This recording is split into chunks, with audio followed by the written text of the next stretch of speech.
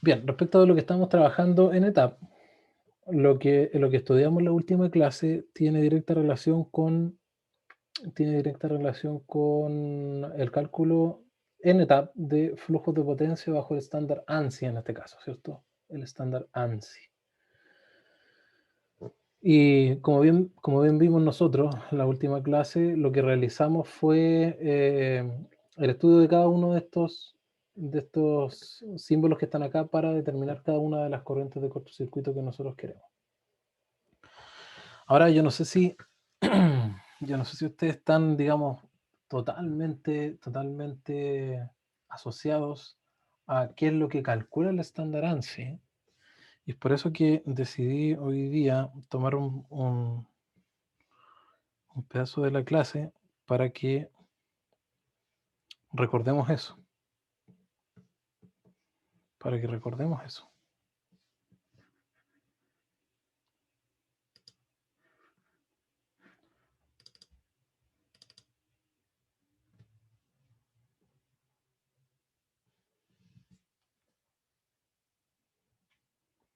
Entonces,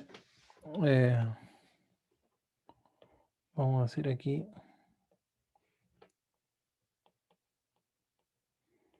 cálculos de cortocircuito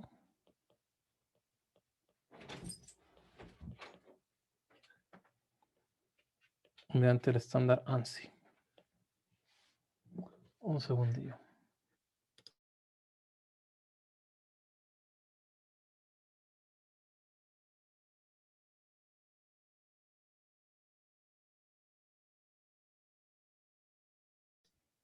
Ok. El infantable café, ¿cierto?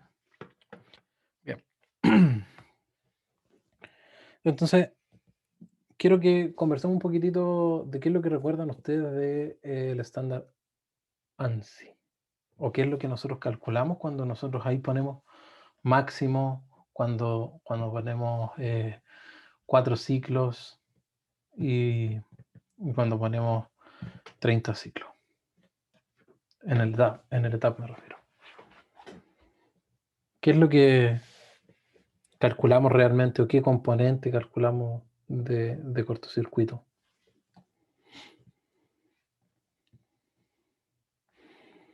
Yo por aquí tengo una imagen que nos va a ayudar bastante. Esta que está aquí. Entonces, ahí, ¿cierto? En un cortocircuito cualquiera, aproximadamente esa es la forma de onda, la que está a la derecha, ¿cierto? De su pantalla. La que dice forma de onda completa o total, suma de la componente DC más la componente AC. Esa sería la forma de onda de una corriente de cortocircuito en general, ¿cierto? Depende de las características del sistema, van a haber mayores amplitudes o menores amplitudes y la componente subtransitoria o la transitoria va a tener un mayor, digamos, tiempo en el que va a durar. Pero por lo general uno lo podría describir así sin irse en muchos detalles de cuáles son los tiempos asociados. Cuando nosotros calculamos en etapa corriente máxima, qué estamos calculando en realidad aquí?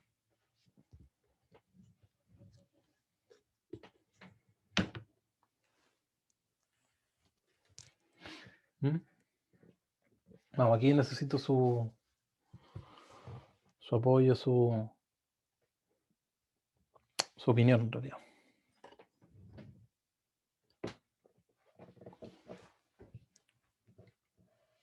¿Qué estamos calculando cuando calculamos la corriente máxima?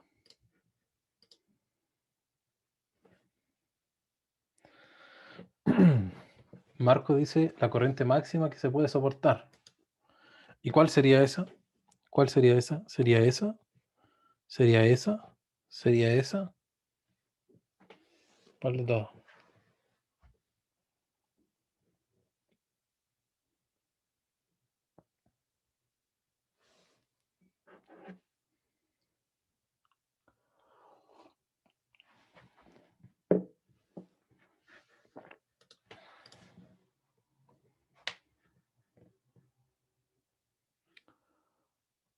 Miguel dice la corriente en el primer ciclo. La corriente máxima RMS, dice Matías, de la forma de onda total. Como que no hay... Está un poco en el aire eso, ¿cierto? Está un poco en el aire eso. Entonces fíjese. Aquí preguntémosle a este hombre. ¿Qué dice respecto del estándar IEC? ¿Qué dice del estándar IEC? Aquí no dice nada, ¿cierto? No dice nada. No dice nada. Pero, ¿qué pasa si nosotros recordamos lo que vimos en clases? Bueno, los que tuvieron CEP 1, CEP 2, seguro vieron esto. O no de esta forma específica, pero... En general, el estándar ANSI lo que hace es calcular las componentes simétricas. Es decir, solamente se basa en determinar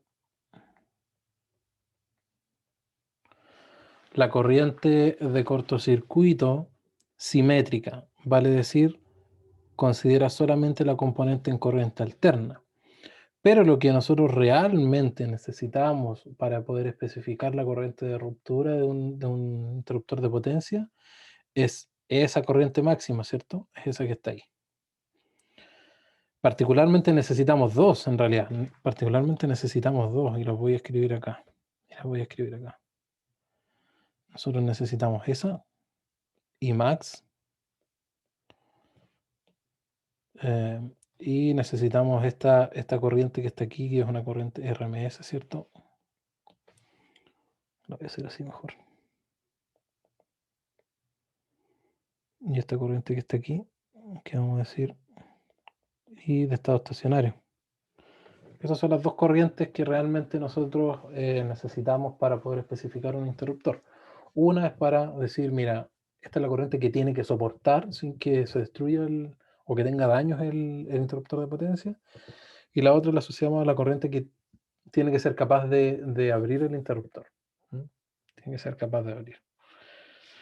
Y desde el punto de vista de diseño, nosotros podríamos decir, mira, tiene que ser la corriente de 30 ciclos o también puede ser la corriente de 4 ciclos, dependiendo de el tiempo de operación que tiene el interruptor, ¿sí? Si nosotros, cuando coordinemos las protecciones, decimos de que entre el tiempo de detección y de envío de la señal de apertura hay 100 milisegundos, entonces el interruptor tiene que soportar esa corriente de 4 ciclos, ¿cierto? Me refiero a que tiene que soportar para poder abrir los contactos. Así que por eso es importante tener claridad cuáles de las corrientes nosotros estamos considerando y qué es lo que estamos calculando en realidad. ¿Qué es lo que estamos calculando? Entonces, el estándar ANSI principalmente se asocia a toda la metodología que nosotros vimos en CEP 2 y lo que también vieron en CEP 1, que es mediante los modelos de cada uno de los elementos, de que los generadores se representan con sus respectivas con su respectivo circuito equivalente, con la reactancia sincrónica subtransitoria, transitoria o de estado estacionario, ¿cierto? Y de aquí aparece entonces esta clásica representación de los tres periodos, subtransitorios, transitorios y de estado estacionario asociados a la componente simétrica, ¿cierto? No es correcto hablar del periodo subtransitorio, transitorio y estado estacionario en general, sino que se asocia única y exclusivamente a la componente simétrica, ¿sí? A la componente simétrica, vale decir a la componente en corriente alterna solamente. Y lo que nosotros calculamos, yo digo, cuando nosotros calculamos, me refiero teóricamente, en CEP 2, por ejemplo, lo que nosotros calculamos eran estas componentes, ¿cierto?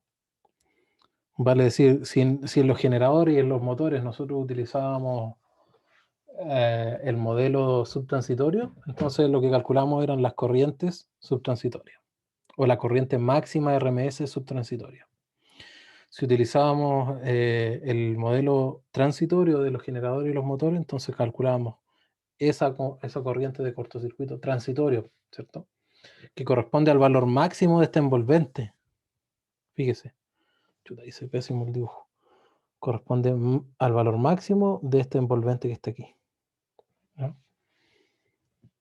Que es válida de los 4 ciclos hasta más o menos los 10 ciclos aproximadamente, ¿cierto?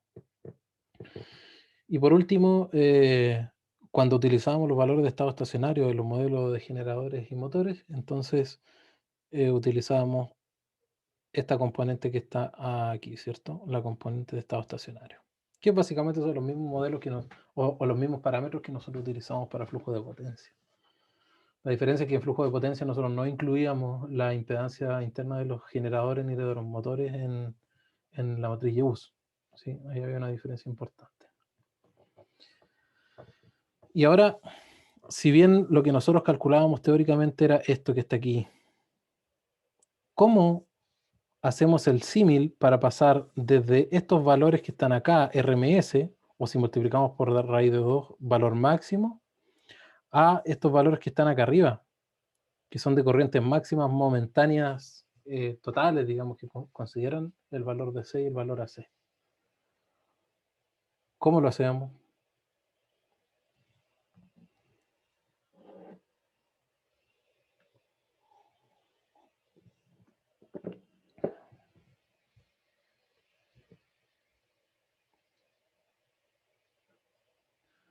Se multiplica por un factor de asimetría. Perfecto, perfecto, perfecto, perfecto. Eso es cierto. Ese era el esquema general que nosotros utilizábamos. Mucho de aquí me corrí para abajo un poco. Multiplicamos por un factor de simetría. ¿Y recuerda cuánto era ese factor de simetría? Ahí ya estamos bien específicos, pero 1.6. Bien, Miguel, qué bueno que se acuerde. Sí, nosotros entonces calculamos estas corrientes de cortocircuito RMS.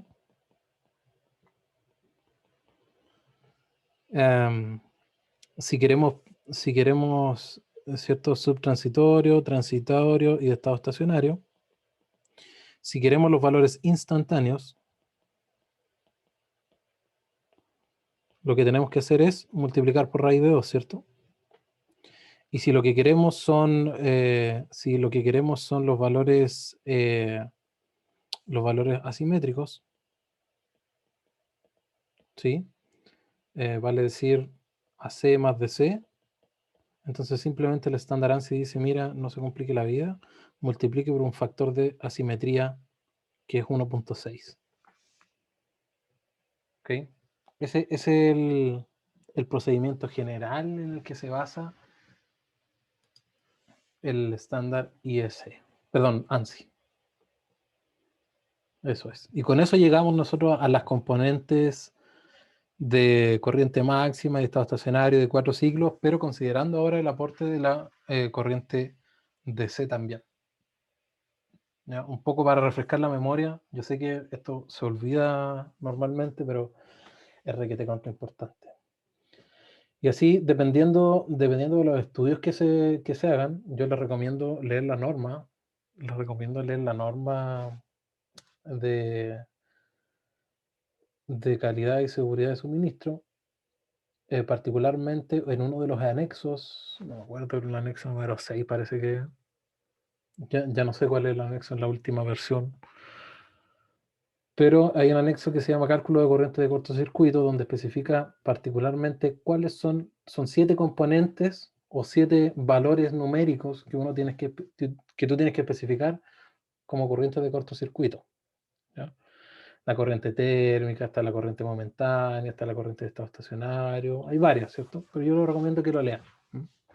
Les recomiendo que lo lean para que les quede un poco más claridad cómo la norma o cómo normativamente se especifican estos asuntos. Ahora ETAP no es tan amigable en ese sentido, pero sí lo es DeepSil en respecto de todas las componentes necesarias habida y por haber que hay en la norma. Sí, los reportes, vamos a ver que nos indican varias de las componentes. No, hay que andar buscándolos por todas partes. En el DeepSil están como todo ordenadito y un poquito más fácil encontrarlo. ¿Ya? Así que eso les quería recordar, qué es lo que estamos calculando y cómo lo asociamos a lo que nosotros aprendimos de forma teórica en los ramos de sistema eléctrico de potencia. Eso es muy importante que tengan claro. Entonces, nosotros podríamos decir que dentro, digamos, de la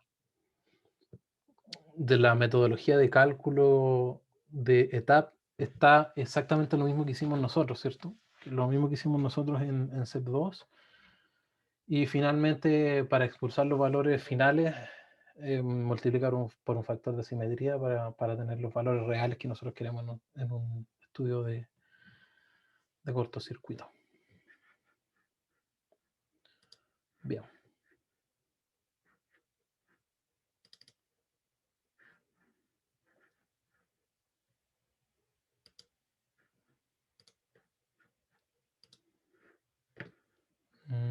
Aquí estamos.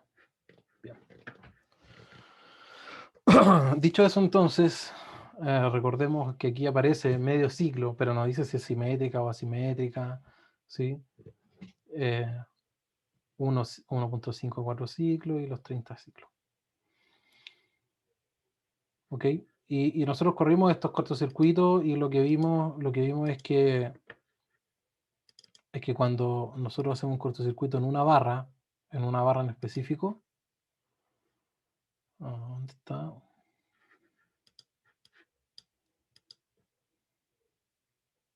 Por otro lado. ¿Dónde está la barra 5? Por ejemplo, ahí. Y hacemos un cortocircuito máximo. Lo que estamos viendo entonces son, en este caso estamos calculando un cortocircuito línea tierra, pero vamos con el trifásico que era el más simple. Y lo que vemos en realidad entonces es la corriente de cortocircuito total con su respectivo ángulo y la distribución de corrientes a través de todo el sistema junto con los voltajes en barra o los voltajes durante falla, ¿sí? En vez de haber 13.8 kV, hay 6.5 kV cuando ocurre la falla en este circuito.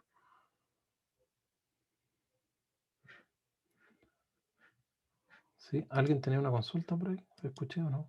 O es mi idea. Bien, eso es lo que hicimos en la última clase y con esto ustedes pueden calcular entonces la componente máxima, la componente de 4 ciclos y la de la mínima, ¿cierto? Y lo que sí hay que tener cuidado es no confundirse con el display de los resultados cuando nosotros tenemos la falla en una barra o en varias barras, ¿sí? Eso lo vuelvo a repetir porque es un error común que yo he encontrado al menos en personas que analizan flujos de potencia, o sea, cortocircuitos en este caso. Entonces, si yo hago un cortocircuito en la barra 2 y en la barra 3, estoy diciendo que en realidad existe un cortocircuito de la barra 2 y existe un cortocircuito de la barra 3, pero no, son independientes, ¿cierto? No son cortocircuitos simultáneos en ningún caso. Y por lo tanto, lo que desplegamos aquí son simplemente los resultados de aporte de las ramas directamente conectadas a esa barra y el valor total de corriente de cortocircuito en esa barra. Eso es lo que nosotros desplegamos en etapa. Y si se dan cuenta, no se especifica nada en los demás elementos del sistema, ¿cierto? No se especifica ninguna corriente, ningún voltaje. Así que hay que tener mucho cuidado con eso y no malinterpretar la información cuando nosotros hacemos cortocircuito en varias barras. Y respecto del estándar ANSI, no es mucho más que eso, ¿eh? No es mucho más que eso. La idea es que ahora nosotros ocupemos esos resultados para hacer algo, ¿cierto? Para hacer algo. Es decir, enfocado en lo que estamos viendo aquí, nuestro objetivo va a ser, en primera instancia, informar correctamente qué es lo que estamos obteniendo y luego utilizar esos valores para poder decir, mira, las protecciones que tienen que ir en cada uno de estos ramales que están acá deben ser de tal magnitud, ¿sí? O tienen que soportar ciertas corrientes, ciertas corrientes momentáneas y ciertas corrientes de interrupción. Eso es lo que vamos a tener que ser capaces de hacer. Bien. Lo que sí quedó pendiente, que es importante. Profe, ¿le puedo hacer una consulta? Sí, sí, claro. En el display option, ¿Ya? la parte que dice Fall Time, ¿Ya? ¿Dónde? no, A ver, vamos a hacer un cortocircuito ahí.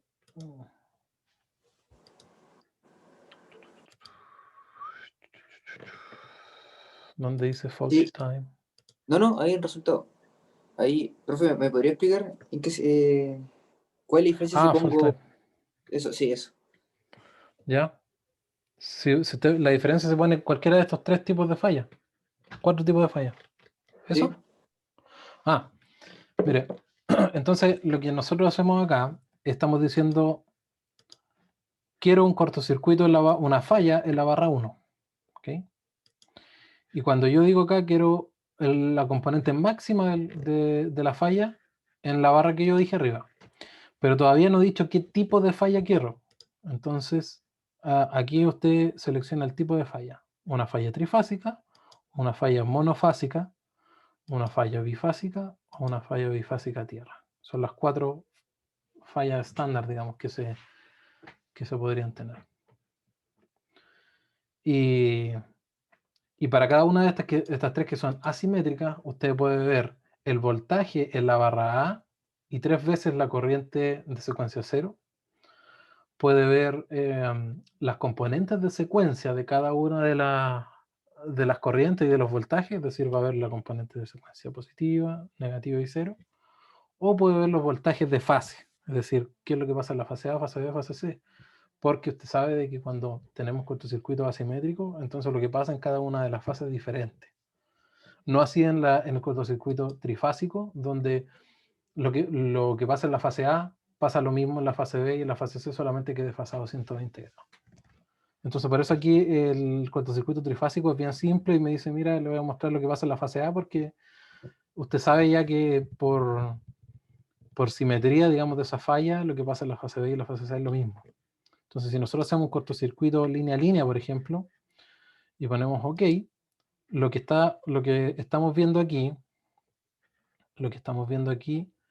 es...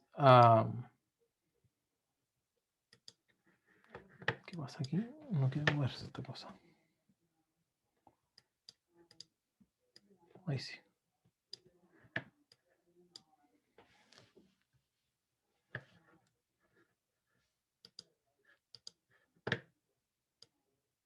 Ahora sí.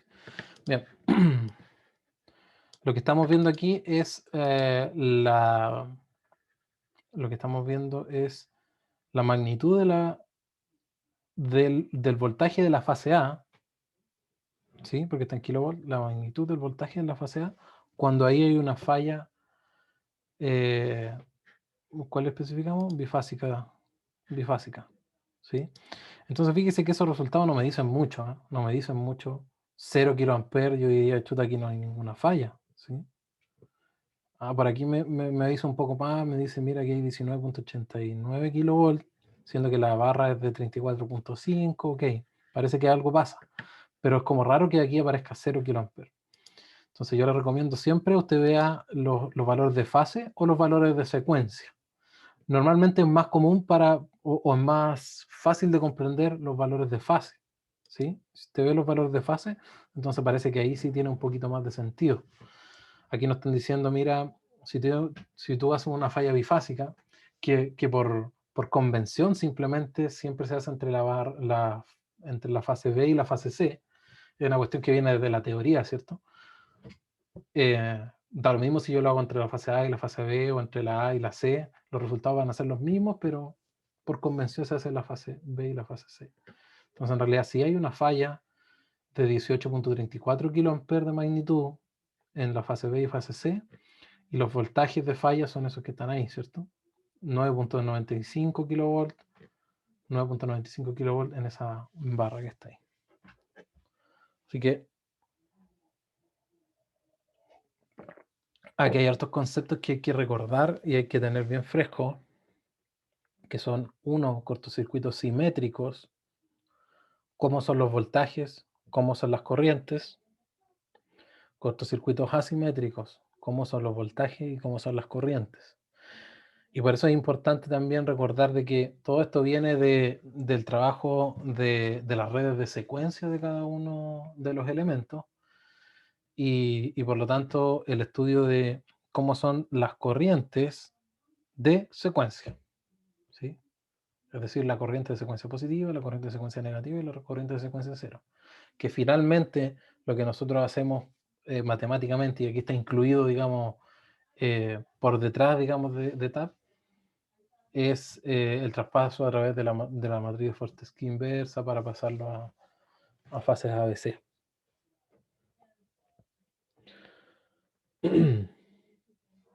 Eso. Entonces, recapitulando, aquí en el cofrecito de arriba, usted dice qué barras quiere fallar. ¿Qué barras quiere fallar? Una, dos o varias, al mismo. Aquí usted dice qué componente de la corriente de cortocircuito quiere. ¿Quiere la subtransitoria o de medio ciclo? ¿Quiere la transitoria o de 4 ciclos? ¿O quiere la de estado estacionario o de 30 ciclos? Y finalmente, aquí en Display Options, usted dice qué tipo de falla quiere. ¿Quiere una falla simétrica trifásica? ¿O quiere una falla asimétrica, línea-tierra, línea-línea o línea-línea-tierra? ¿Y qué resultados quiere mostrar aquí en el display? ¿Quiere los de los voltajes el voltaje en este caso de la fase B y 3 veces la corriente de secuencia 0? ¿Quiere las componentes de secuencia de las corrientes y de los voltajes? ¿O quiere los voltajes y corrientes en fase A, fase B y fase C? Como les digo, yo usualmente, a criterio personal, siempre veo, o para mí es más fácil ver los valores de fase. Pero si uno tiene claro qué es lo que hay detrás, digamos, o cuál es el cálculo que hay detrás, si yo veo las componentes de secuencia o veo ese valor que está acá, voy a estar viendo exactamente la misma información de diferentes formas. Yo les dije, igual la última clase, de que la componente de secuencia cero particularmente tenía interés cuando uno quiere detectar corrientes de falla a tierra. ¿Sí? No solamente corrientes de fase, es decir, si bien nosotros aquí vamos a poner transformadores de corriente, transformadores de potencial, también se pueden detectar fallas a través de la corriente que circula por el neutro en condiciones de falla. Y de esa forma nosotros vamos a poder discernir si la corriente que estamos detectando es una corriente de falla trifásica o es de falla monofásica, y eso nos va a permitir saber también dónde está el problema o dónde ocurre la falla, por qué ocurrió, qué fue lo que falló, digamos. Hay harto que se puede saber midiendo varias cosas diferentes. La componente de secuencia negativa también se puede medir con dos transformadores de corriente y haciendo una operación matemática que normalmente se puede hacer en los relés. Ya que es el traspaso de los valores ABC a valores de secuencia.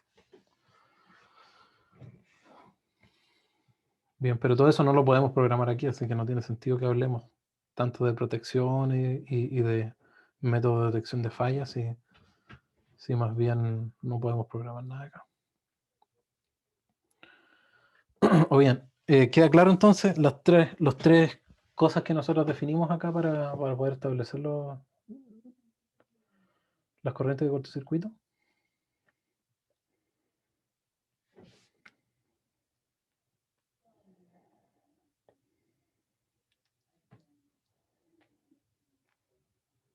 ¿Sí? ¿No? No sé. Bueno, supongo que sí.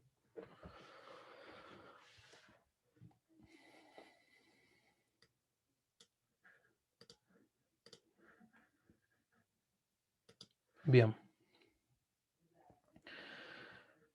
Y aquí en realidad yo no saco más con explicarles nada más. Aquí es simplemente empezar a ver los resultados, ¿no? Simplemente empezar a ver los resultados.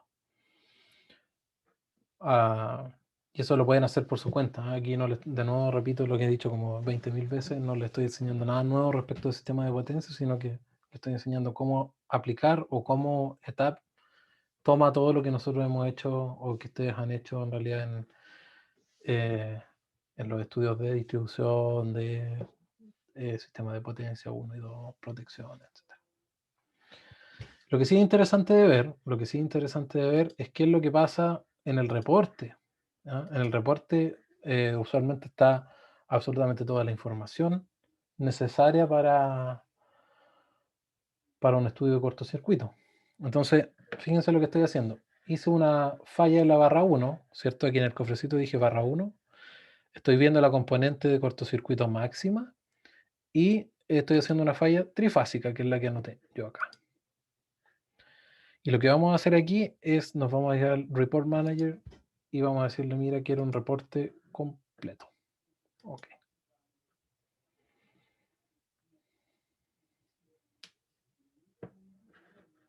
Quiero un reporte completo de esto. ¿Qué significa eso? Que nos aparece un reporte. ¿Están viendo esto, cierto? ¿O no están viendo eso? No tengo idea si lo están viendo como 1000. Mi profe se ve. Sí, profe. Ah, ya.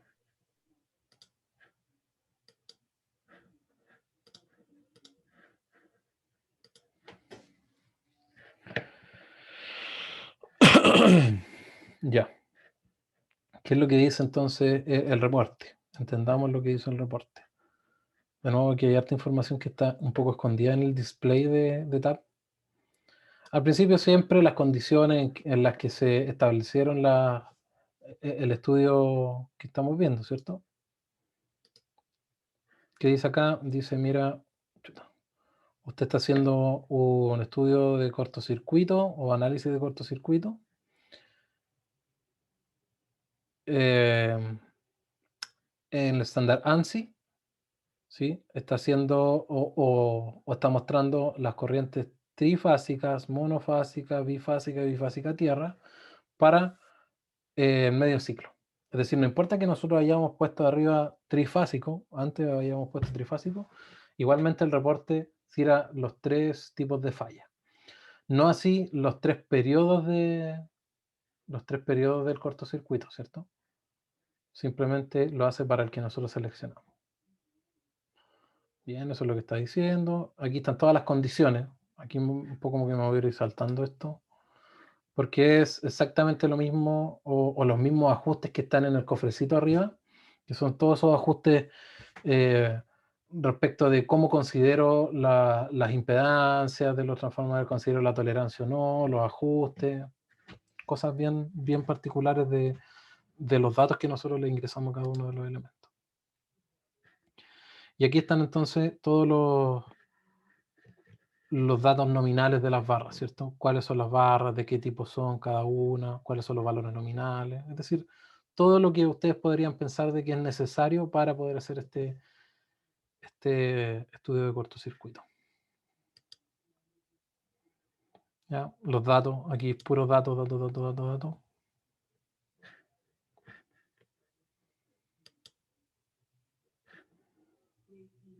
Datos. Las conexiones entre los elementos.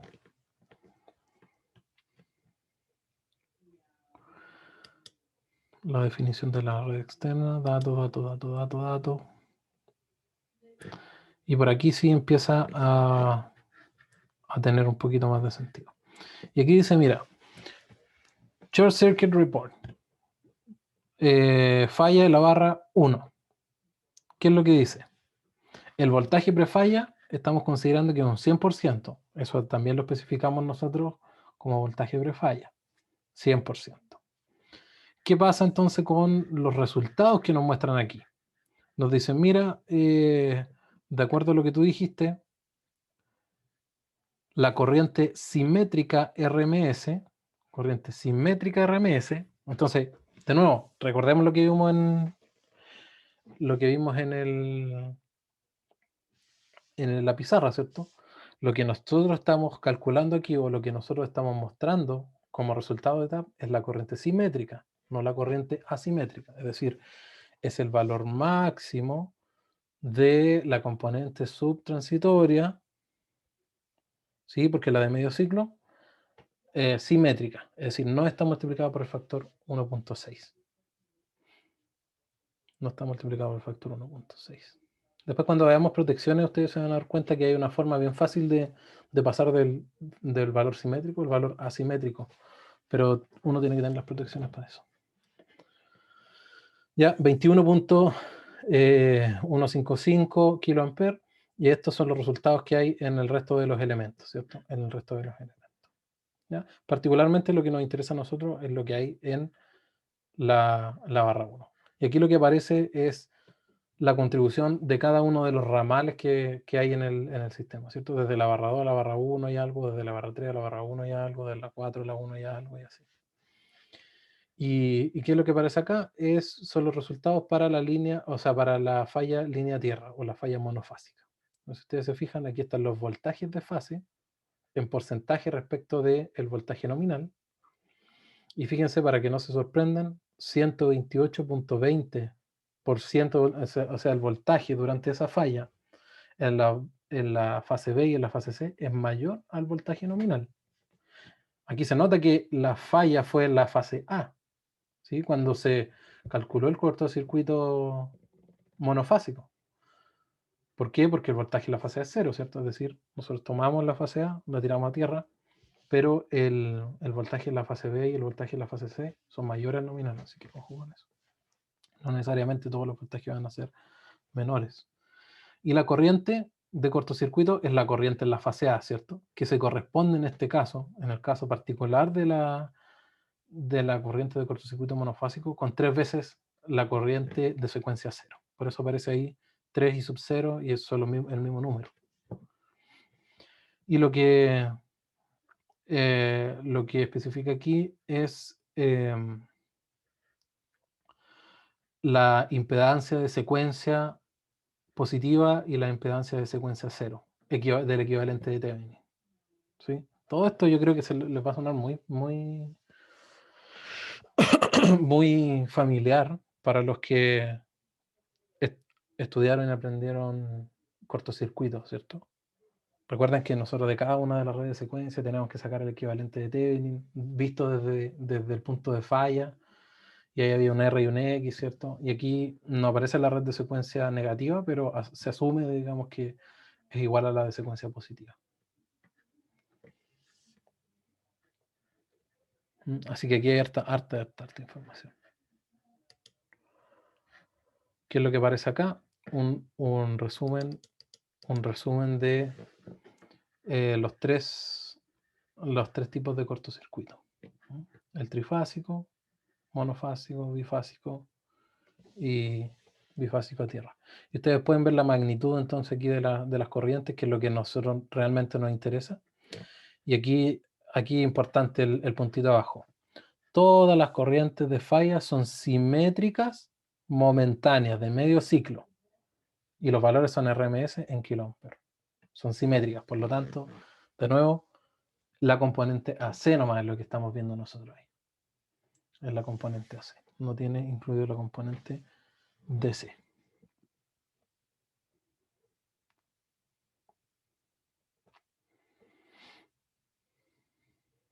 Bien. Eso es. Y nosotros lo que vemos aquí entonces, o lo que nos interesa, es la magnitud de la corriente, ¿cierto? La magnitud de la corriente.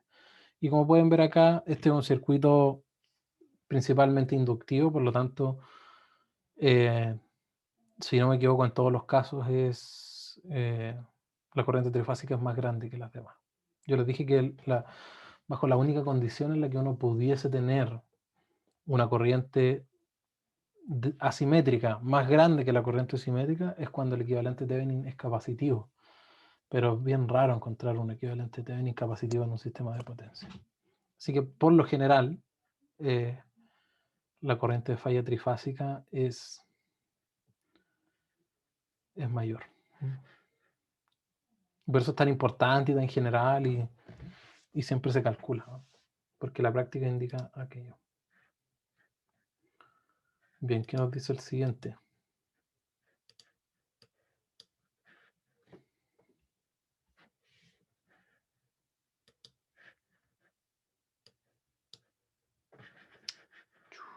Se que pega un poco.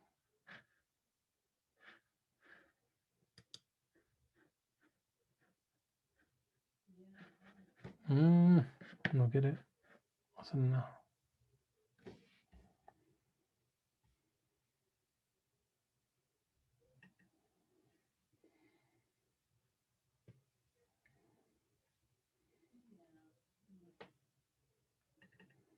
A ver, vamos a compartir de nuevo.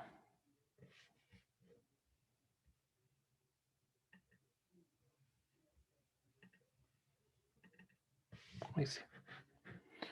Bien, voy a hacer el análisis de nuevo. Y nos vamos a ir a la última hojita. Esa es la que nos faltaba. La número 11. Y si ustedes se fijan aquí, el resultado que esto nos arroja es el equivalente de Thevenin de secuencia positiva, negativa y cero. Y aquí se dan cuenta que son un poquitito diferentes entre la negativa y la secuencia positiva. Y eso tiene que ver principalmente porque los generadores tienen una pequeña diferencia entre la secuencia positiva y negativa, pero es casi despreciable. Si ustedes se dan cuenta, es como en el tercer decimal, es bien despreciable. No así con la secuencia cero, ¿cierto? Aquí se puede ver que son bastante diferentes. Y fíjese que con esto usted podría especificar varias cosas, ¿no? Varias cosas. Para los que han hecho o han visto algunos estudios de protección, o sea, de protección o de cortocircuito, les sonará familiar el hecho de que muchas veces se especifica, por ejemplo, yo voy y le digo a la CGE, necesito el nivel de cortocircuito en esta barra. Y ellos le dan el nivel de cortocircuito en kiloamperes, ¿cierto? O varias componentes de corriente de cortocircuito en kiloamperes, que normalmente es la corriente simétrica, la misma que calculamos nosotros, ¿cierto? Momentánea de medio ciclo. Pero como nosotros hemos visto, también es importante conocer la razón X partido por R, por ejemplo. ¿Sí? Es importante conocer la razón X partido por R. Porque, digamos, define cuál va a ser la relación entre el R de Thevenin y el X de Thevenin en el equivalente en el punto de falla. Así que ustedes se pueden dar cuenta en nuestro sistema, por ejemplo, en la barra 1, cuánto es el equivalente de Thevenin, pero ahora en este caso lo estamos mirando desde el sistema hacia adentro, ¿cierto? No hacia afuera, no hacia el punto del empalme y todo lo que hay fuera. Pero solamente considerando este sistema de distribución que tenemos aquí, ¿cuánto sería la relación X partido por R? A ver, calculémoslo.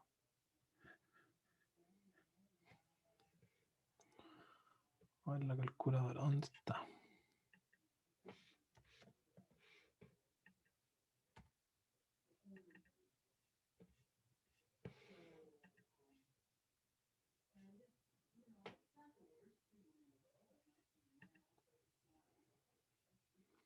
¿Cuánto tenemos? Tenemos 0,94129 94129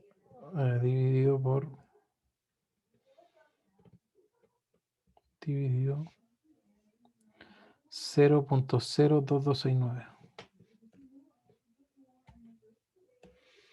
2269. Y eso me da 41.48. Creo que todo lo que lo calcularon debiesen darle lo mismo. Entonces, 48 veces más grande es la reactancia que la resistencia en nuestro sistema, ¿cierto? En nuestro sistema, que es un sistema de distribución que tiene más o menos alta resistencia. ¿Ah? Así que no hay no hay forma de pensar de que cuando estemos hablando de un sistema más grande, un sistema de transmisión o de distribución donde hay más elementos, esa razón X particular va a ser aún más grande, ¿cierto? Aún más grande. Entonces, aquí pueden sacar, digamos, ese dato eventualmente si lo quisieran tener. Bien, vamos a ver entonces ahora cómo se despliegan los resultados si nosotros hacemos un cortocircuito múltiple. Es decir, si nosotros queremos ver qué es lo que pasa en la barra 1, en la barra 2, en la barra 3 y en la barra 4, por ejemplo. Cambia el... Ahí están los resultados en el display, ¿cierto? Pero otra cosa es el Report Manager que va a entregar toda más información. Ahora, yo entiendo igual que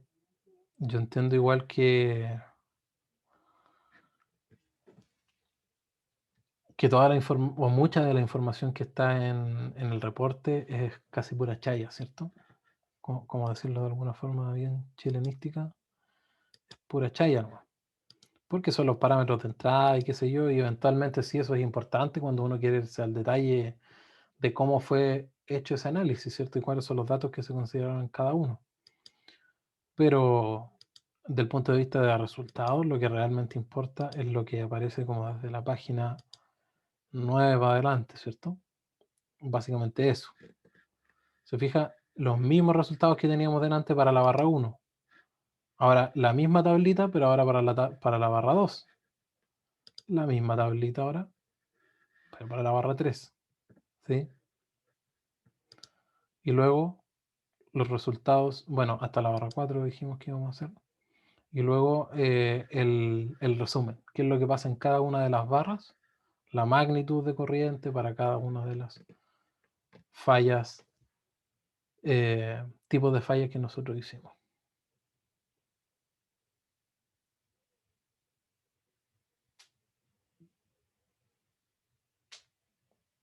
¿Sí?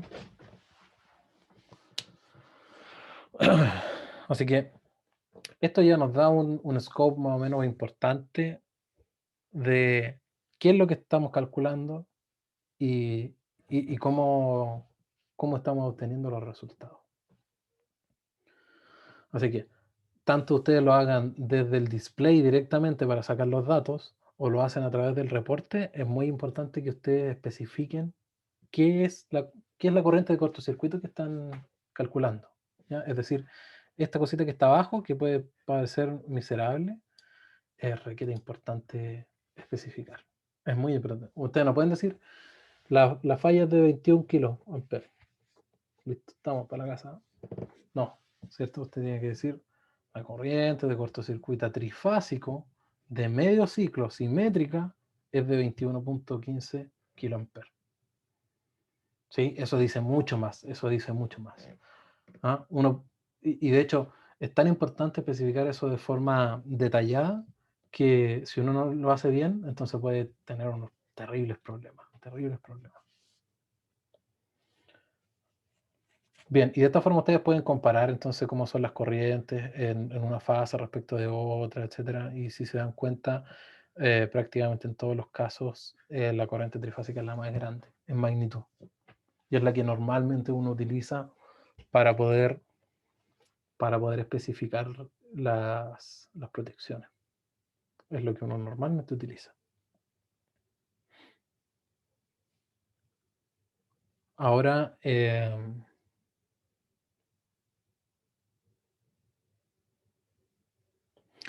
los estudios de protecciones, estaba mirando los resultados, disculpe.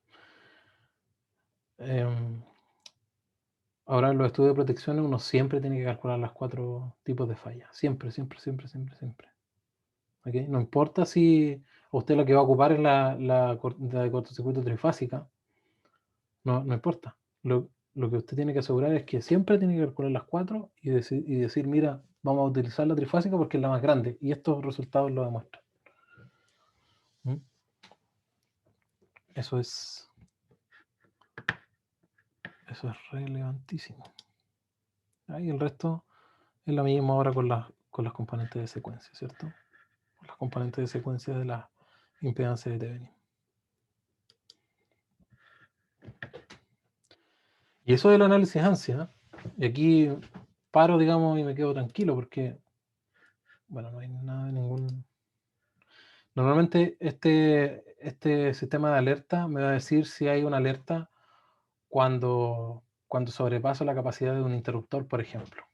¿Ya? Yo hago un cortocircuito y, por ejemplo, la corriente simétrica momentánea especificada en este interruptor es de 15 kA, entonces me va a decir, mira, cuidado porque ese interruptor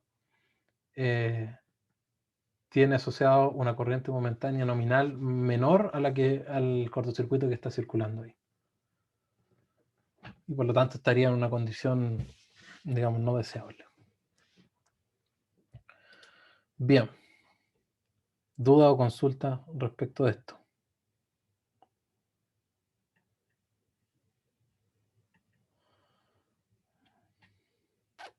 ¿No?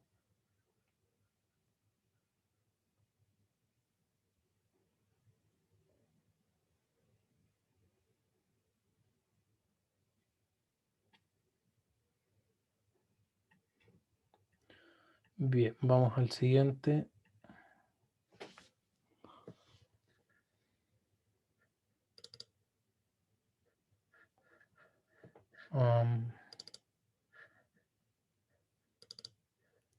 Un minutillo, que quiero consultar una cosita de un documento.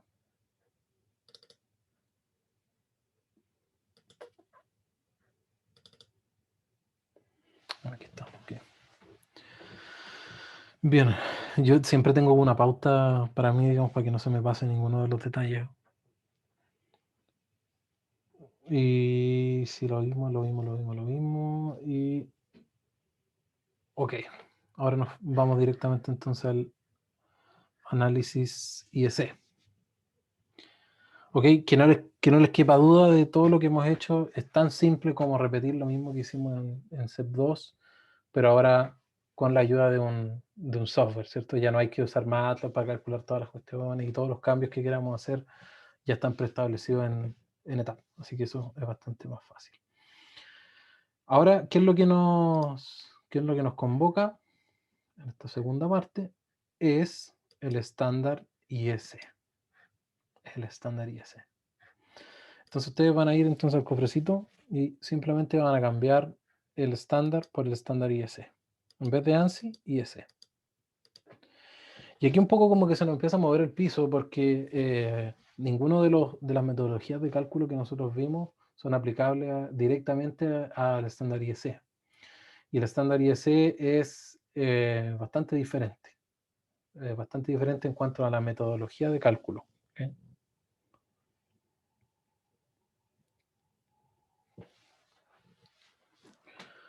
Es bastante diferente respecto a la metodología de cálculo. Entonces, tampoco la idea es que nos vayamos en el detalle teórico de cómo funciona el IEC y más que nada quiero que entendamos cuáles son las diferencias respecto a los resultados del estándar IEC y el estándar ANSI. Particularmente los resultados numéricos. Bien, una principal diferencia es que el estándar ANSI siempre o por defecto considera un voltaje prefalla de 100%, ¿ya? 1.0 por unidad. En cambio, el estándar IEC lo hace a través de un factor C, digamos así le llama la norma a este voltaje prefalla, y que está definido para diferentes niveles de tensión. ¿Okay? Es decir, considere, dice aquí, un 1.05 del voltaje nominal para las barras que son de 1000 volts o hacia abajo. Y considere 1.1 para los que son de 1000 volts hacia arriba. Es decir, como que está incrementando esta diferencia que existe entre el voltaje prefalla en el estándar ANSI y el estándar IEC. Igual siempre está la premisa de que se utiliza un voltaje prefalla para hacer los cálculos, pero esto es bastante más riguroso, ¿cierto? Es decir, ¿qué significa ese 1.1? Significa de que justo antes del momento en que ocurre la falla, en la FEM de los elementos que aportan a la falla hay un voltaje de 1.1. Es decir, nos estamos poniendo en el peor escenario de la vida, ¿cierto? lo normal es pensar que hay un voltaje nominal y eso está bastante correcto.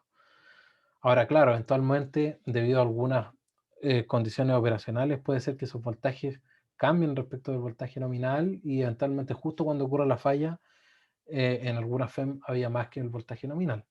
Sí, puede ser.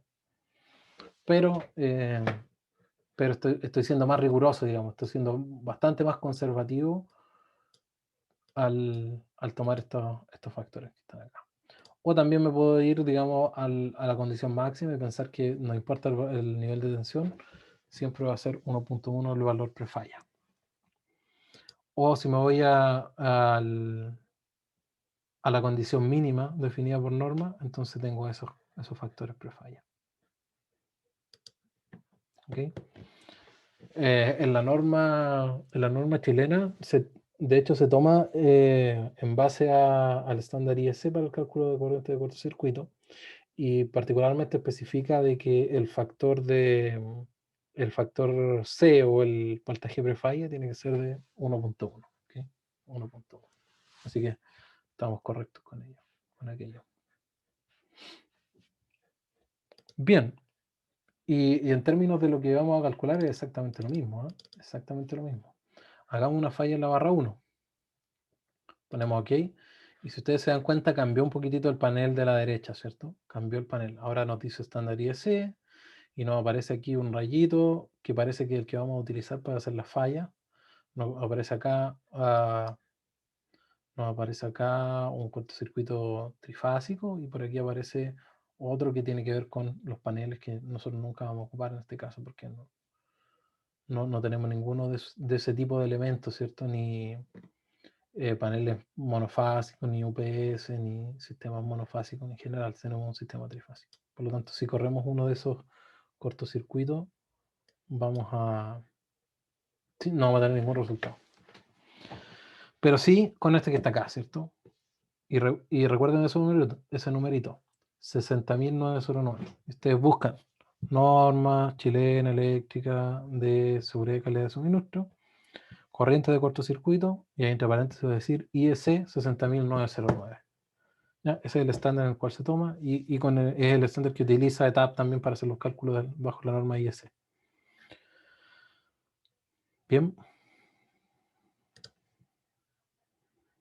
Calculamos, ¿cierto? Hicimos un cortocircuito, no tengo idea cuál, trifásico, si ustedes se dan cuenta es exactamente lo mismo, en la barra 1, ahora con el estándar IEC. ¿Ok? O sea, funciona de la misma forma desde el punto de vista de los clics que tengo que hacer. Pero en términos del resultado que obtengo, 21.27 kiloamperes de falla en la barra 1, y con el estándar ANSI, ¿cuánto tenía?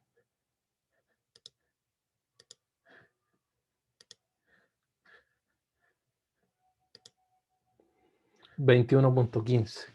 ¿Ya? Hay una diferencia.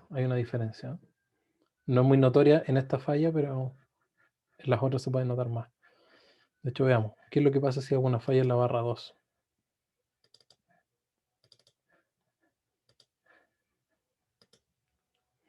Tengo aquí 3.09 y con IEC.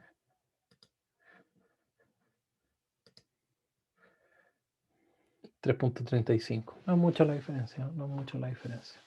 Ahora, tampoco tenemos claridad aquí qué componente de cortocircuito estamos calculando. ¿Será la simétrica? ¿Será la asimétrica? No nos dice TAP, ¿cierto? No nos dice TAP. Entonces, cuando siempre que tengamos dudas, mejor vámonos al reporte. Ya nos vamos al reporte y aquí nos dice en específico que todo lo que está calculando. Ya vamos a saltar toda esta parte inicial donde están todos los datos de entrada.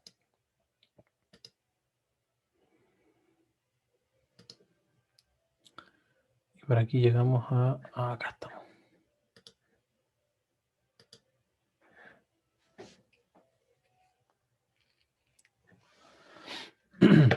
Fíjense aquí. Esto sí que es importante. Dice, corriente inicial simétrica en kiloamperes, ¿sí?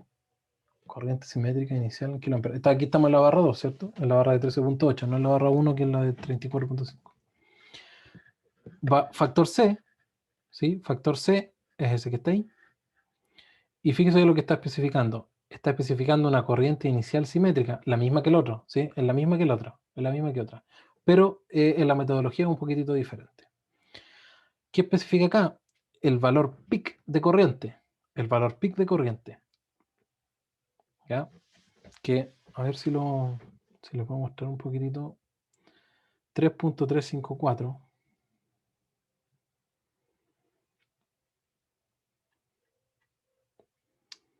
Tengo la calculadora.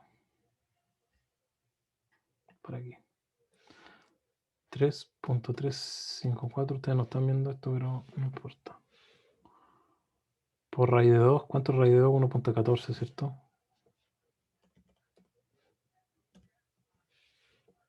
Por 12.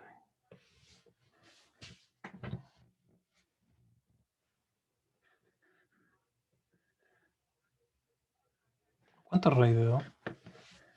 1.17, ¿cierto?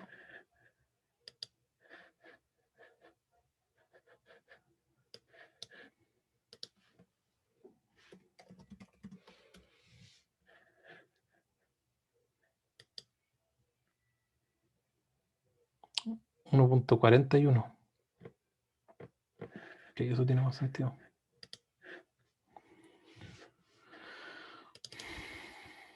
A ver, ¿cuánto tenemos? 3.354. 3.354 por 1.41 por 1.6. 7.5. No es tan... Bueno, está ocupando otro factor de simetría. Bien.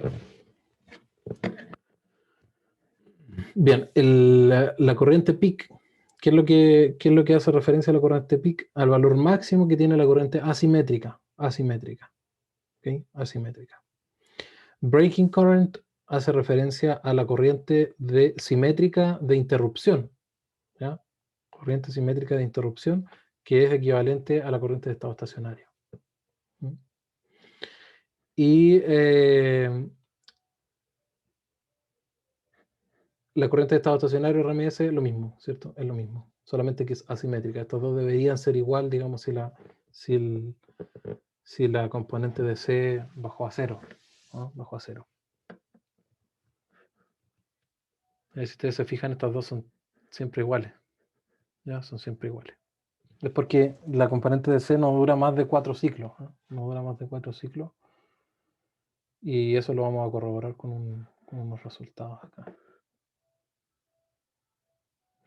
Entonces ustedes se fijan aquí, en general, o a grandes rasgos, nosotros nos podemos dar cuenta de que los resultados que nos entrega el cortocircuito IEC son más o menos los mismos, ¿cierto? Son más o menos los mismos. Aquí nos da un poquitito más de información respecto de las corrientes o las componentes de la corriente de cortocircuito, pero en general es lo mismo, ¿cierto? En general es lo mismo. Y aquí están las componentes, ¿se fijan? I', corriente de cortocircuito subtransitoria, momentánea, medio ciclo, como queramos llamarla. Corriente peak, corriente máxima, asimétrica. Y sub K, que es la corriente de estado estacionario. ¿Okay? La corriente de estado estacionario. Y de hecho, si ustedes ven la norma, de hecho, mejor a la vuelta de la pausa, vamos a ver la norma. Y se van a dar cuenta de que todos estos componentes de corriente de cortocircuito aparecen derechamente, así como I', sub K, I sub P, I sub K, I sub B. Y faltan algunos más. ¿Eh? Faltan algunos más que, como les digo, no aparecen o no los da directamente TAP, pero sí los da DigSilent. ¿Por qué? No tengo idea.